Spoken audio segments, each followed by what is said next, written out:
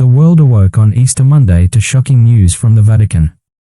Pope Francis, the 266th leader of the Catholic Church, had died at the age of 88, just hours after appearing before thousands of faithful in St. Peter's Square for Easter Sunday celebrations. The pontiff, who had transformed the papacy with his humility and focus on the marginalized, had returned, as Cardinal Farrell announced, to the house of the Father. Today we explore the Pope's final hours, the traditions surrounding a papal death, and how Francis, true to his character, changed many of these centuries-old customs. No one could have predicted the sudden turn of events. Just 24 hours before his death, Pope Francis appeared before tens of thousands of Catholics gathered in St. Peter's Square for Easter Sunday Mass. Though visibly frail and in a wheelchair, he blessed the crowds, waving to the faithful as he was driven around the square, pausing multiple times to bless babies brought to him. His Easter message, delivered by an aide while he sat watching, called for peace in Gaza and Ukraine, condemning the great thirst for death seen in global conflicts. These would be his final public words to the world. Just hours later, at 7:35 a.m. local time on Easter Monday, Pope Francis died at the Vatican. The pontiff's health had been declining since February when he was hospitalized for pneumonia in both lungs, a condition made worse by the partial lung removal he underwent as a young man in Argentina. Despite his struggles, few expected his death so soon after his public Easter appearance. BBC correspondent David Giglione described witnessing people running toward St. Peter's Square when the news broke, some openly crying in the streets of Rome. Jorge Mario Bergoglio's journey to the papacy was unconventional from the start. Born in Buenos Aires to Italian immigrants fleeing fascism, he worked as a nightclub bouncer and chemical technician before joining the Jesuits. Rising through the ranks, he eventually became the first non-European pope in nearly 1,300 years, the first from the Americas, and the first Jesuit to occupy the throne of St. Peter. During his 11-year papacy, Francis redefined what it meant to be pope. He rejected the traditional papal apartments, choosing instead to live in the Vatican guest house. He washed the feet of prisoners, embraced the disfigured, and advocated fiercely for the poor, migrants, and the environment. His final Easter message embodied his life's work, calling for freedom of religion, thought, and expression while pleading for peace in conflict zones and aid for starving people who aspire to a future of peace. The death of a pope triggers a series of carefully choreographed events that have remained largely unchanged for centuries, until Francis. Traditionally, when a pope dies, the Camerlengo verifies the death by calling the pope's baptismal name 3 times. When there is no response, the Camerlengo announces the pope is truly dead. The pope's fisherman's ring is then destroyed, symbolizing the end of his authority. The body is typically embalmed within 24 hours and placed on a raised platform called a catafalque in St. Peter's Basilica for public viewing. Traditionally, popes were buried in 3 nested coffins, cypress, lead, and oak, each symbolizing different aspects of the papal office. But Francis, consistent with his lifelong simplicity, rewrote these traditions. He approved plans for a less elaborate funeral and burial.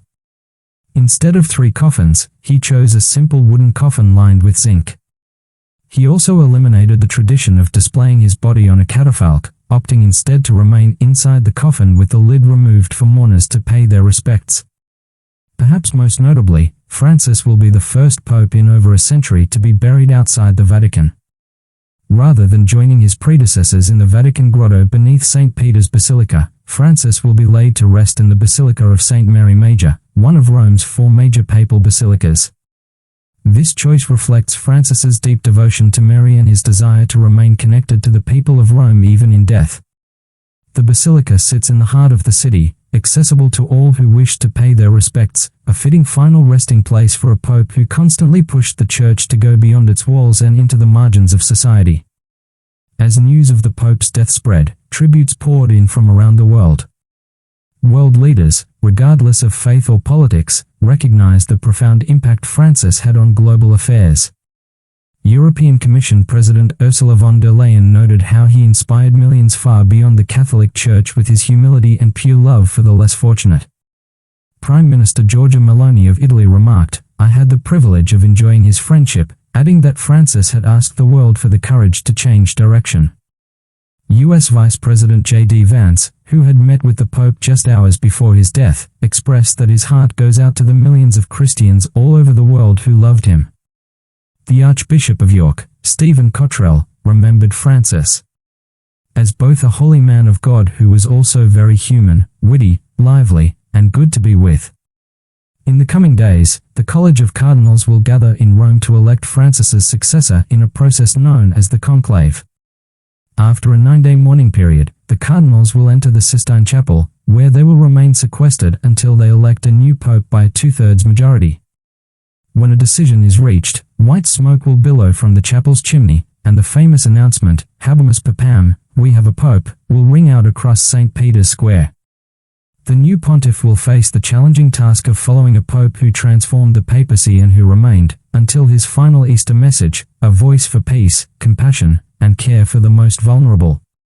Pope Francis's death during this Easter season and Jubilee year, when millions of pilgrims are expected to visit Rome seeking forgiveness, adds poignancy to an already solemn moment. The pontiff who famously said he came from the ends of the earth changed the Catholic Church and touched the hearts of believers and non-believers alike. As the bells of St. Peter's toll in mourning and the faithful gather to say farewell, Francis leaves behind a legacy that challenges us all to, as he often said, build bridges, not walls, and to remember those at the margins.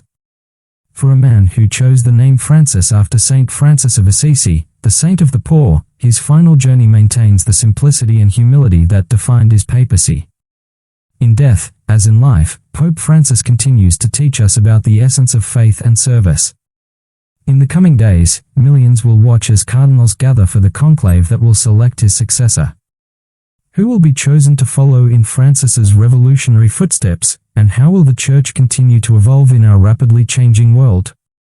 We'll be bringing you exclusive coverage of the papal funeral and the historic conclave that follows.